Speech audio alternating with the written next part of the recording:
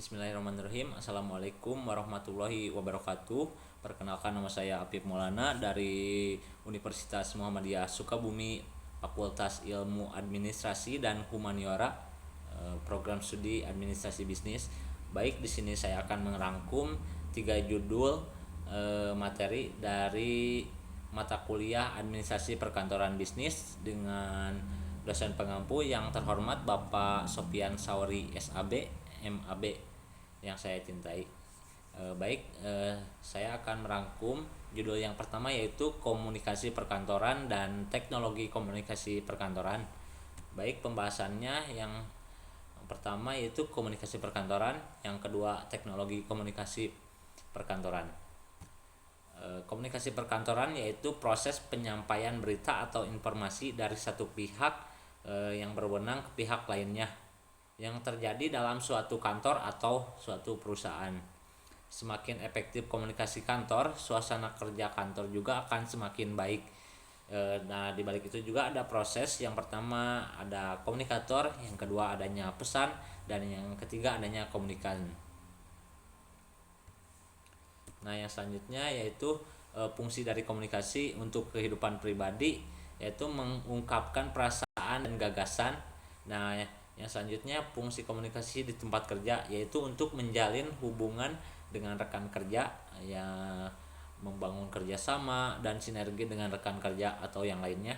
Dan yang ketiga fungsi komunikasi hubungan dengan orang lain, yaitu menjalin silaturahmi untuk mengenal orang lain, menjalin perkenalan, membahas masalah, bertukar pikiran ataupun yang lainnya. Yang selanjutnya sifat dan etika. Yang pertama ada etika komunikasi.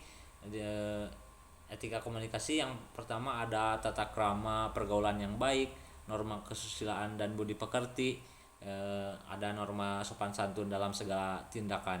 Nah, yang selanjutnya ada sifat komunikasi. Yang pertama ada verbal, non verbal, tatap muka dan bermedia. Yang selanjutnya ada teknologi komunikasi perkantoran, yaitu proses mencatat, menghimpun, mengolah, memperbanyak dan mengirim serta menyimpan bahan-bahan keterangan secara efisien dengan menggunakan mesin-mesin kantor. Interface prestasi kantor. Yang pertama, tempat atau tata ruang penyelenggaraan kegiatan pengumpulan, pengolahan, penyimpanan. Yang kedua, proses penyelenggaraan kegiatan pengumpulan, pencatatan, pengolahan dan penyimpanan. Yang ketiga yaitu sarana pemusatan kegiatan yang bersifat administratif. Nah, yang selanjutnya yaitu macam-macam telekomunikasi perkantoran. Yang pertama ada teleprinter, yang kedua telefoto, yang ketiga telek, yang keempat telecopier, yang kelima faksimil, yang keenam videotek.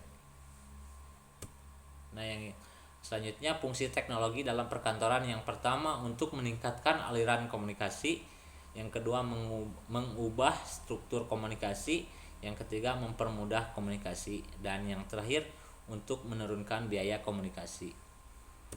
Nah, yang selanjutnya ada faktor-faktor yang dipertimbangkan dalam memilih komunikasi. Yang pertama kecepatan, ketelitian, keamanan, kerahasiaan dokumen, kesan, biaya, mudah dan menggunakannya, serta jarak ada batasan dalam metode komunikasi. Nah, yang selanjutnya ada pemanfaatan teknologi. Yang pertama yaitu untuk faktor sosial, yang kedua perasaan, yang ketiga kesesuaian, dan yang keempat konsekuensi jangka panjang, yang kelima kondisi memfasilitasi pemanfaatan teknologi, dan yang terakhir kompleksitas. Nah, mungkin judul yang selanjutnya yaitu ada laporan dan rapat. Laporan menurut Jainal Arifin adalah bentuk penyajian fakta tentang suatu gagasan atau kegiatan. Peranan dalam laporan yang Eh, yang selanjutnya yaitu peran laporan sebagai alat komunikasi ke atas dalam suatu organisasi. Baik, yang selanjutnya itu syarat-syarat dari laporan. Yang pertama, laporan harus benar dan objektif.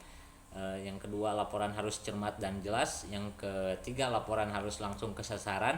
Yang keempat, laporan harus lengkap. Dan yang kelima, laporan harus tegas.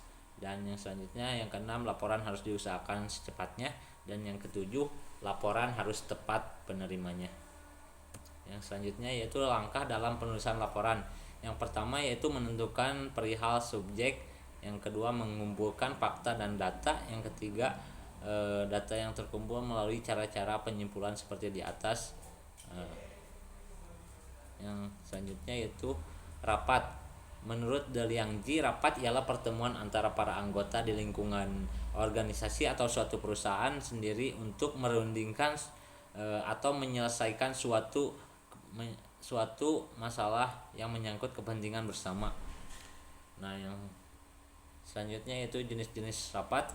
Ada dua, yaitu rapat bersifat resmi dan rapat bersifat tidak resmi. Yang selanjutnya yaitu tugas dalam rapat, ialah memeriksa ruang rapat beserta dengan perlengkapannya. Segala sesuatunya yang digunakan dalam rapat telah siap sedia dalam ruang rapat.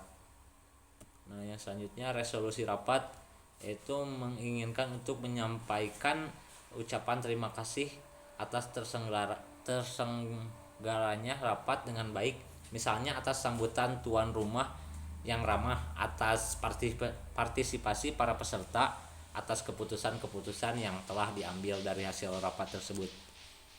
Baik, kesimpulan yang bisa saya ambil yaitu laporan merupakan setiap tulisan yang berisi hasil, data, dan informasi mengenai suatu kegiatan yang telah terlaksana dengan baik.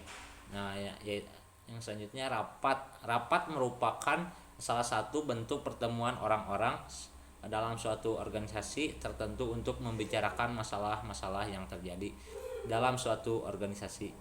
Baik, judul yang selanjutnya yaitu ada administrasi perkantoran.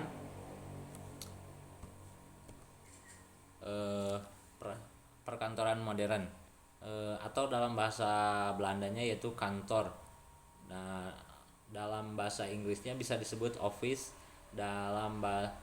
Dapat berarti ruang kerja, ruang berkumpul, ruang di mana pengusaha beserta pegawainya menjalankan aktivitas-aktivitas pekerjaannya. Dalam KBBI tahun 2002, istilah modern artinya terbaru, mutakhir, terkini, sikap dan cara berpikir serta bertindak sesuai dengan tuntutan zaman. Yang selanjutnya yaitu pegawai administrasi perkantoran.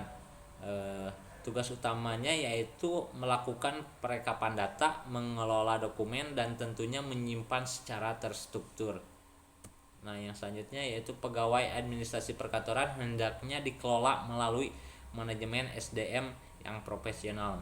Menurut Rifai dan Sagala tahun 2009 menyatakan bahwa manajemen SDM merupakan salah satu bidang dari manajemen umum yang meliputi segi-segi perencanaan, pengorganisasian, pelaksanaan, maupun pengendalian.